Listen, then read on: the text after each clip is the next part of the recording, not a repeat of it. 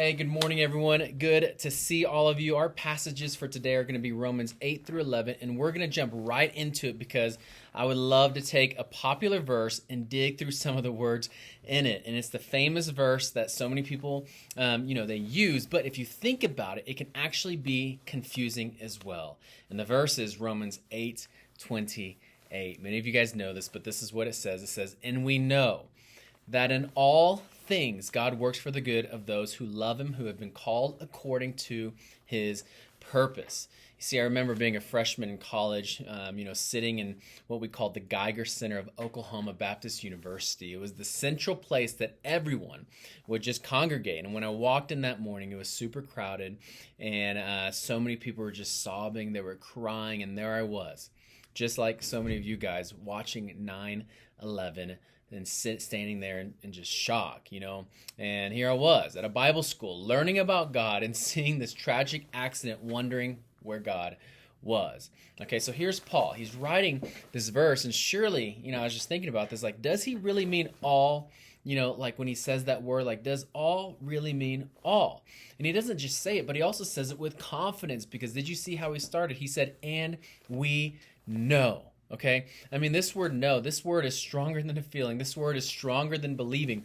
This is knowing. I mean, how can anyone say that? I mean, just think about the headlines of your own life, right? Maybe it's divorce, maybe it's a death or bankruptcy or cancer, whatever it is. And so the question I've been asking is, how do you interpret your life in lieu of this verse? But not only that, how do you just interpret this verse? And so let's just take that first word, all. Because if that word all doesn't mean all, then we're probably in pretty big trouble, aren't we? And Paul knew this, right? Think about what he went through. Let me just read this. I know it's a longer verse, but I think it's powerful. 2 Corinthians 11:23. Here's what Paul went through. He said, "Are they servants of Christ? I'm out of my mind to talk like this. I am more. I have worked much harder, been in prison more frequently, been flogged more severely, and been exposed to death again and again. 5 times I received from the Jews the 40 lashes minus 1. 3 times I was beaten with rods. Once I was pelted with stones. 3 times I was shipwrecked. I spent a night and a day in the open sea. I have been constantly on the move. I have been in danger from rivers, in danger from bandits, in danger from my fellow Jews, in danger from Gentiles, in danger in the city, in danger in the country, in danger at sea, and in danger from false believers. I have labored and toiled and have gone without sleep. I have known hunger and thirst and have gone without food. I have been cold and naked. Besides everything else, I face daily the pressure of my concerns for all its churches." Okay? And so here's Paul. When he writes this verse, right, that all means all, it's not like Paul had this, just this confidence that all meant all, because he never went through anything.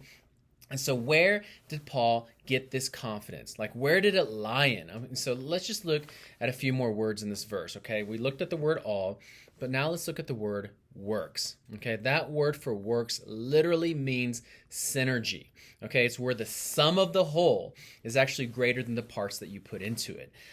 So kind of an example in this, let's just take dog sledding for fun, okay? One dog can probably pull up to 100 pounds, okay? But if you have 2 dogs, it can pull 300 pounds. And that's the concept of this verse. Everything in your life, it converges to produce something that you would never even think of. There's this songwriter, his name is John Peterson. He worked at a factory, and he had to shout all the time for his job, and his vocal cords were just permanently damaged. One of the burdensome thing about this is that he dreamed to sing in front of huge crowds, but he developed huge crowds, okay? But instead, he developed songwriting skills. And though he couldn't sing, he ended up writing over 1,000 songs. You see in this example, God synergized it. All right, think about Joseph in the Bible. His brothers, they sold him into slavery, but God, he synergized it. He worked in this situation to make him something that he would never imagine. And that's what the word works means. He is using your situation and producing something that you would never even could hardly imagine, okay? But let's now take that word good. Okay, now this word good, I believe, is probably one of the most important words in this verse. I mean, this verse, it really is. It's an incredible promise, but I believe we have to watch out how we define what good really means. Okay, do you know what God's desire is of us? Let me just read a few verses. 2 Corinthians 3:18. And we all, who with unveiled faces contemplate the Lord's glory, are being transformed into his image, okay? Ephesians 5:1. Follow God's example, therefore as dearly loved children, and walk in the way of love, okay? Philippians 3:10. I want to know Christ, yes, to know the power of his resurrection and participate in his sufferings, becoming like him, okay, in his death. 1 Peter 2:21. This is the last one. To this you were called, okay, because Christ suffered for you, leaving you an example that you should follow in his footsteps. You see, God's desire is for your life to imitate his, and that is the good that is being promised, that he is conforming you to the image of his son. And, I almost picture like an aluminum foil. I saw this person, he used this illustration, but he's pressing aluminum foil around a cross. And that's what he's doing. He's shaping us into the image of his son.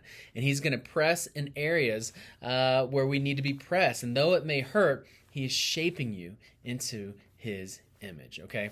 And I could keep going on and on about this verse, but let me just keep it short, okay? All in all, I want you to know that all means all.